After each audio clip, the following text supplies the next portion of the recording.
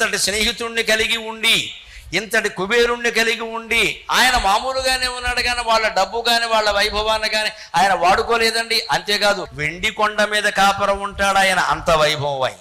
బంగారు కొండ అయిన మేరు పర్వతం ఆయనకి ధనుస్సు, దాన్ని ఏమడగలేదు.